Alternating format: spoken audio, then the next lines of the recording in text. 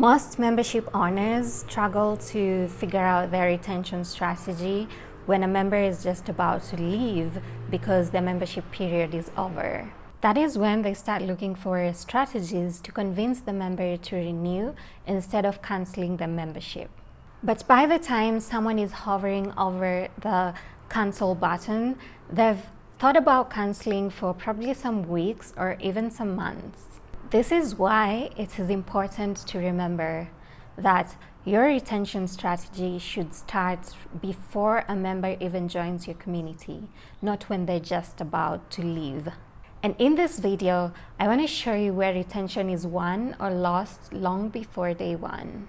At its core, retention is an expectation problem. It's all about whether the experience that members get when they join your membership is what they thought they would get when they were signing up to join your membership. When expectations and realities line up, then members will stay in your community because they're getting what they expected to get within your community. However, if they had certain expectations and then they joined your community and they were not able to get those expectations fulfilled, then they will easily leave even if your membership is objectively good. This is why even memberships with great platforms and great content still struggle to retain members. The issue is the mismatch between the expectations that members had when they were thinking about joining the membership versus the reality that they get once they join the membership. The mismatch usually begins in three places. First, your membership marketing page. Second, how you communicate who this membership is for and who it's not for. And third, the promises about the outcomes or transformations that your members will get when they join your membership. So let's start with your membership marketing page. The membership marketing page, whose primary function is to market and sell your membership to people, is often considered as purely a conversion tool. Potential members land on your membership page, they read about it, they get convinced that this is the membership for them, and then they sign up and that's it. However, I want to point out that your marketing page is not just for sales and marketing. It's actually where the seeds of retention are planted. The copy on your marketing website is training potential members what to expect when they join your membership. These expectations are like how much support they'll get when they join the membership, how fast they're going to get the results that they want, and how they're going to meet other peers in the community. If your marketing copy overpromises things that you cannot deliver in your membership, then that's going to be the genesis of your retention problems. Remember, the goal of marketing is not to trick people into joining your membership by making big promises that you cannot deliver.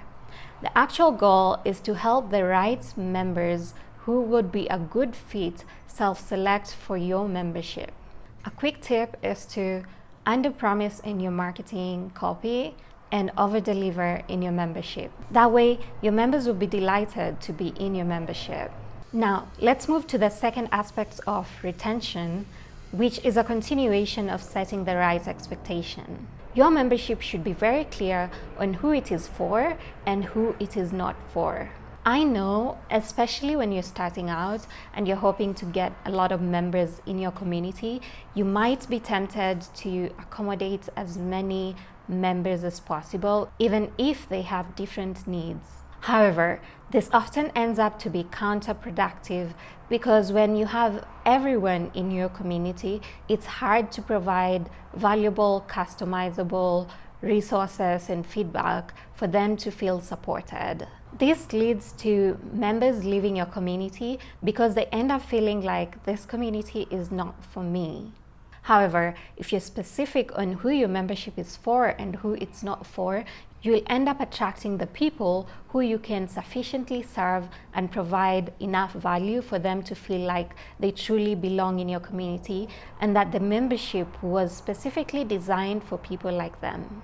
For example, I do have a cat called Romy, and if I join this community called Tripods, I will feel out of place because it is not designed for me. It is designed for pet owners who have pets that are three-legged. And this is clear in their marketing pages. From the very beginning, they clearly state who the community is for, and so you end up self-selecting and knowing that, oh, this is a very awesome community, but it's not for me. A quick tip is to have a section on your marketing page that shares who this membership is for and who this membership is not for. That way, people will be able to self-select, and the people who are the right fit for your community will know from just reading who this is for and who this is not for.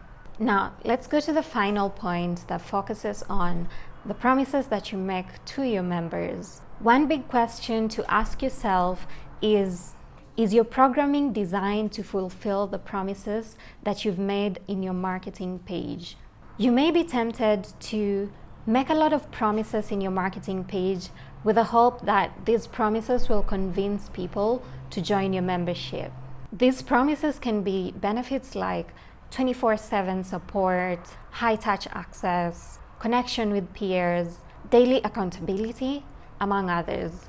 All these sound good, but if you don't design your programming to fulfill these promises, you're going to have a retention problem. Let us use a very common promise that a lot of memberships make. A lot of community memberships promise you that you're going to meet other peers and connect with them and expand your network. However, they fail to create programming that will facilitate peer-to-peer connection, networking, and getting to know each other. It is so easy to assume that once you put people together, whether in person or in a community platform, that they will just start interacting with each other and they will expand their network and they'll get to know each other. While that will be true for some members, it will not be true for most of them. I experienced this firsthand in one of my in-person communities where I was promised that if I attended their event, I would be able to meet new people.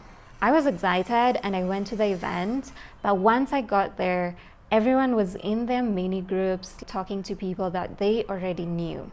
I ended up joining a group of ladies who were also there, but they knew each other and I was the only new one on that table. And sometimes they would have their own conversations about things that I had no idea about because I was not part of their group. I was just trying to insert myself in the group. So while this community membership promised that I would meet new people, they did not create programming to facilitate networking between the members who had attended the event. Instead, they put us in one room and expected natural connection to happen, which, best case scenario, that would have been awesome, but in a lot of cases, there needs to be some form of support and infrastructure to make the connection successful.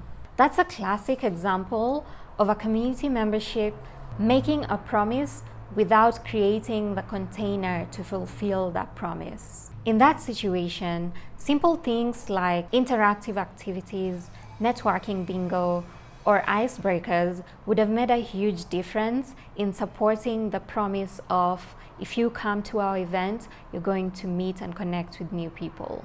And the same principle applies to virtual communities. If part of your promise is peer-to-peer connection, then you need to create your programming to facilitate that. This could be co-working, it could be speed networking, it could be member matchmaking. You shouldn't just put people in the community and expect the results to come out. You need to be intentionally designing ways to fulfill the promises that you've made to your members. Otherwise, the gap between the expectations that members had when they join your membership versus the reality of what they get creates a retention problem waiting to happen. Remember, when potential members read about the promises that you make to them, they start imagining in their head how those promises would be fulfilled. And if the lived reality feels like a downgrade from what they imagined by reading your promises, then they will feel disappointed, which might lead to them leaving because they would feel like the promises you made were not fulfilled. So a quick tip for this section is to align your programming to fulfill the promises that you've made to your members. The key takeaway for this video is that retention is a design decision and it starts long before someone joins your membership. When retention is designed early, it prevents you from chasing it later by applying band-aid solutions like adding more content, adding more live calls, adding more events, and generally overextending yourself with the hope that this would make your members stay. Instead, by designing retention early, you create experiences where members join your membership with realistic expectations of what this membership is for, what they're gonna get, and who this membership is for. This also provides room for you to delight your members by over-delivering. Remember, it's always better to under-promise and over-deliver because in that case, members will be delighted. So when you're in doubt, under-promise. And don't wait to design your retention when members are about to leave. Design your retention from the very beginning when they're just exploring your membership. Your retention strategy should start long before someone joins your membership. In the next video, I'm going to talk about how retention is sustained after your members join the community through onboarding, programming, and even offboarding.